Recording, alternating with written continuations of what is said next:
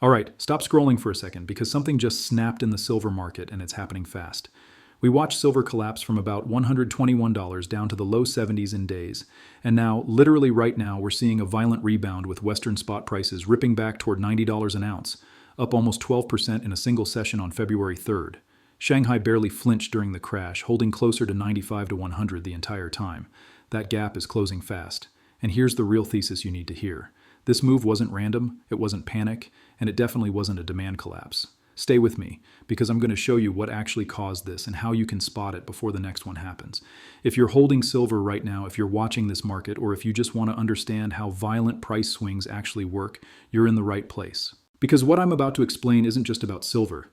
It's about how markets move when leverage meets pressure, and once you see the pattern, you'll recognize it everywhere. Before I explain what caused this whiplash, let me teach you something most people don't understand about markets. Prices don't move only because of fundamentals. They move because of positioning, leverage, and pressure. Think of the market like a crowded elevator. Everything feels fine going up, people are comfortable, there's room, but then someone yanks the emergency cable. What happens? People don't calmly step out one by one. They get shoved, they stumble, they push each other to get through the doors. That's what happened to silver. It wasn't collapsing because people suddenly hated silver or because industrial demand disappeared overnight. It collapsed because too many traders were leaning on leverage at the same time. And when that leverage got expensive, the market forced them out. Not gently, not gradually, mechanically. That distinction matters more than you think, because when the selling is mechanical, the rebound is mechanical too. And mechanical rebounds tend to be fast, violent, and confusing if you don't know what you're looking at. Now here's what most people miss. There's a difference between a market that's selling off because sentiment changed and a market that's selling off because positions are being liquidated. In the first scenario, people are making decisions. They're evaluating fundamentals, reading headlines, changing their minds about value. That kind of selling can last for weeks or months because it's driven by opinion, and opinions shift slowly. But in the second scenario, nobody's making decisions. The market is making decisions for them. Margin calls don't care about your thesis. They don't care if you're right long term. They care about one thing. Do you have the cash to hold your position right now? If you don't, you're out. That's mechanical. And when that mechanical pressure releases, when the forced sellers are done selling, price doesn't drift back slowly. It snaps back, fast, because the selling pressure that pushed it down wasn't organic. It was structural. So what does that tell us? It tells us that if you can identify when selling is mechanical versus fundamental, you can position yourself ahead of the rebound. And that's exactly what we're going to break down right now. If this is making sense so far, drop a comment below and let me know you're following along, because we're about to go deeper into the actual mechanics of what just happened. Now here's what's actually happening under the hood. Let me break down the sequence step by step, because this isn't guesswork. This is observable cause and effect. First, silver ran hard into triple digits. It crossed $100 an ounce, then 110, then 121. That kind of move pulls in momentum traders and leveraged speculators. People who weren't interested in silver at $80 suddenly get interested at 120. Why? Because it's moving. And when things are moving, there's money to be made. Or so they think. So positioning gets heavy. Lots of people are long. Lots of people are using leverage to amplify their bets.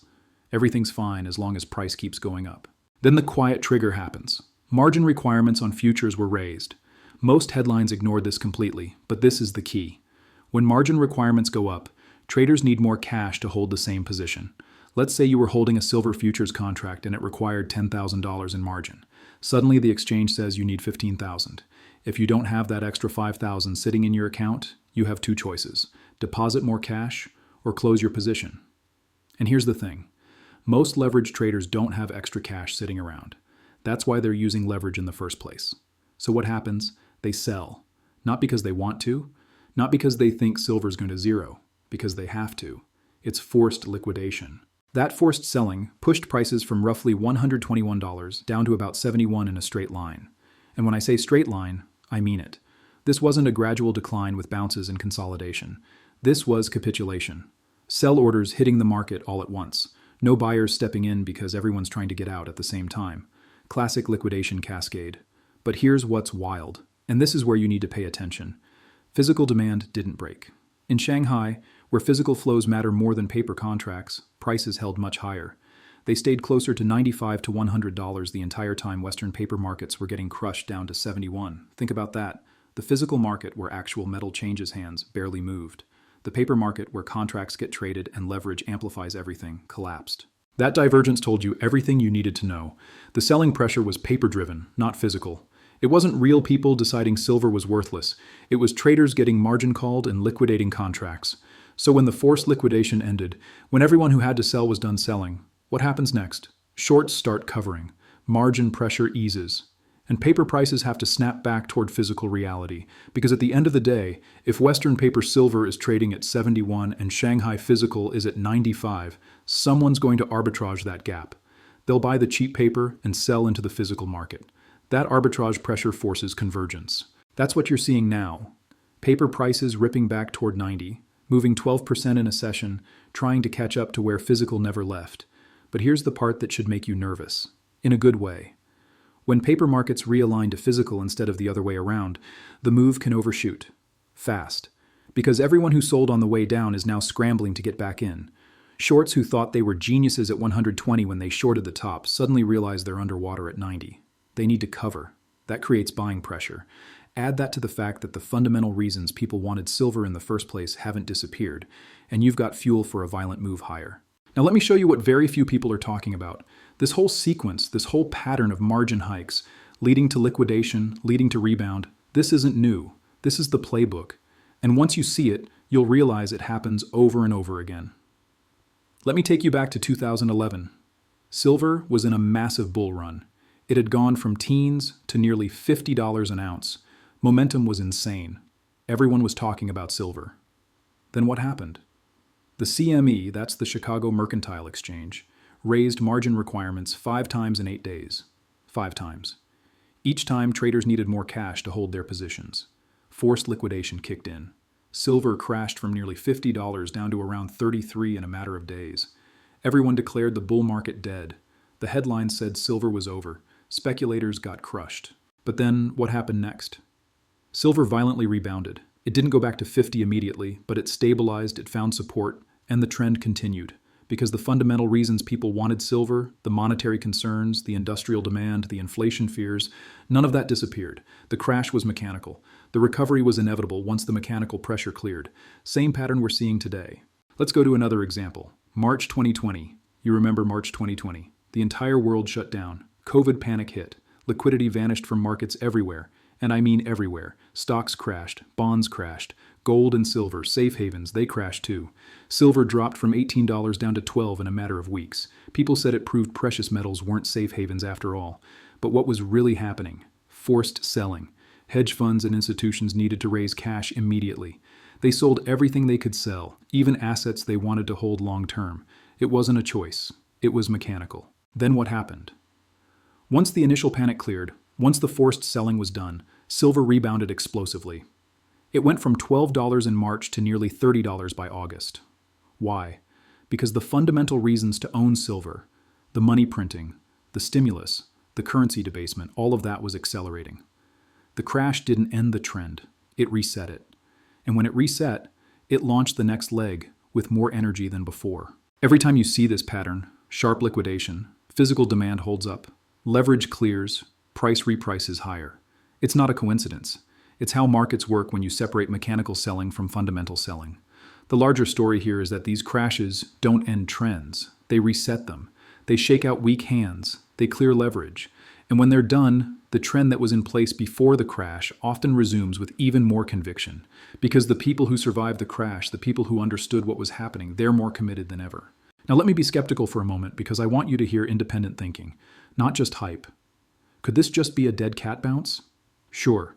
Could manipulation or headline fear knock silver back down again? Absolutely.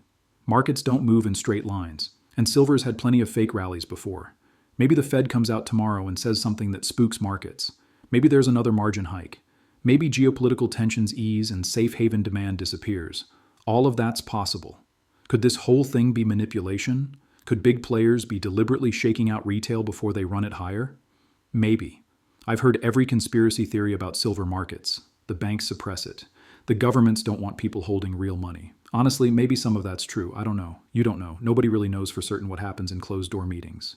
But here's the thing. It doesn't actually matter whether there's manipulation or not. Debating motives doesn't help you make decisions.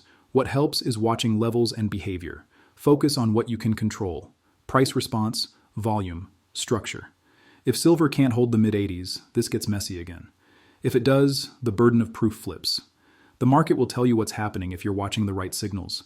That's way more useful than arguing about whether some bank is trying to suppress prices.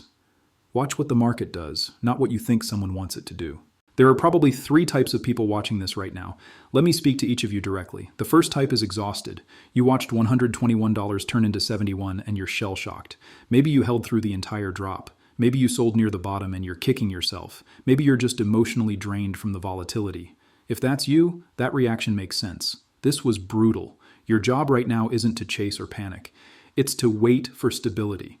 Watch for silver to reclaim levels like 95 to 100 and hold them. Don't try to catch the exact bottom or the exact reversal. Let the market prove it can stabilize first. Your mental capital is just as important as your financial capital. Don't blow it by forcing trades when you're not in the right headspace. The second type missed the entire move, and now you're feeling that fear of missing out creeping in. You didn't own silver at 121, you didn't buy at 71, and now it's at 90 and you're thinking maybe you should jump in before it runs away from you again. If that's you, slow down. I get it. Momentum after liquidation can run hard. We might see silver back at 100 next week, but chasing vertical candles is how people get hurt. You don't want to be the person buying the top of the bounce right before it consolidates for 3 months. Wait for a pullback. Wait for structure. Or if you really want exposure, scale in gradually instead of going all in at once. Missing a move is frustrating, but losing money on a bad entry is worse. The third type is experienced and curious. You've been through these cycles before. You're not emotional. You're watching structure instead of price. If that's you, you're probably focused on whether this rebound holds above 85 to 90 and whether Shanghai parity confirms it. You're watching volume. You're watching how price responds at key levels. You're waiting for the market to show you its hand. That's the right approach. Different positions, same rule for everyone. Let the market prove it. Don't predict, react. So here's what I want you to answer in the comments. Which type are you? Are you exhausted from the volatility? Are you feeling FOMO? Or are you calmly watching structure? Let me know because I'm curious where everyone's head is at right now. Now let me tell you where I stand. I'm not blindly bullish, and I'm definitely not dismissive. I'm reactive, not predictive. I don't sit here and tell you silver's going to $500 or it's going to crash to 50. I watch what the market does, and I adjust.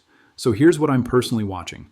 First, I'm watching whether 85 to 90 holds as a launch zone. If silver can stabilize here, if it can build support in this range over the next few days or weeks, that would indicate the mechanical selling is truly done and we're transitioning back to fundamental drivers.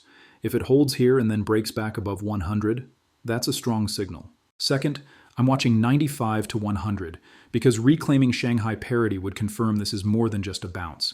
It would show that Western paper markets have fully realigned with physical reality. And once that happens, you're no longer fighting mechanical pressure. You're back to trading fundamentals. And the fundamentals for silver, when you look at industrial demand, green energy requirements, monetary concerns, they're still intact. Third, I'm monitoring 70 to 75 as the invalidation level. If silver loses that range, if it breaks back down through where the panic selling bottomed, the thesis changes. That would tell you maybe there is more fundamental weakness than we thought. Maybe the selling wasn't purely mechanical. Maybe demand really is cracking. I don't think that's the case, but I have to be honest about what would change my mind. Lose 70 to 75 and I'm reevaluating everything. Based on my analysis, this crash was mechanical, not emotional. It was driven by margin hikes and forced liquidation, not by a collapse in fundamental demand. The physical market held up, Shanghai barely moved, and now paper prices are snapping back to reality. That's technical, that's structural. The fundamental picture hasn't changed. Industrial demand for silver is still growing. Green energy still needs massive amounts of silver. Monetary concerns about currency debasement and inflation are still present. None of that disappeared in the crash from 121 to 71. If history rhymes, and I think it does, this rebound isn't the end of the story. It's the beginning of the next chapter. The 2011 example showed us that margin-driven crashes don't kill bull markets. They reset them. The March 2020 example showed us that forced liquidation creates explosive rebounds once the pressure clears. We're watching that same pattern play out again right now in real time. If silver can hold support and reclaim key levels, the move that follows could be significant. I'm not making a price prediction. I'm saying the conditions are there for continuation if the market confirms it. Now I need to be clear. I'm not a financial advisor. This is not financial advice. Everything I just said is my personal analysis and opinion. You need to do your own research, make your own decisions, and understand your own risk tolerance. Don't take my word for anything. Verify the data yourself. Look at the Shanghai premiums. Check the margin requirement changes. Watch the price action.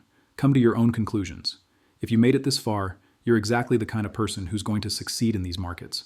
You're not looking for hot tips or guaranteed plays. You're trying to understand how things work. That mentality will serve you well. The people who understand market mechanics, the people who can separate mechanical selling from fundamental selling, those are the people who position themselves ahead of the crowd. Keep building that knowledge base. If this breakdown helped you see the silver situation more clearly, share this video with someone who needs to see it. Hit the subscribe button if you want more market analysis that focuses on patterns and mechanics instead of hype. And stay ahead of the narrative. That's what we do here. We don't predict, we don't hype, we watch, we analyze, we react. Stay sharp out there, think critically, verify the data, and always make your own decisions.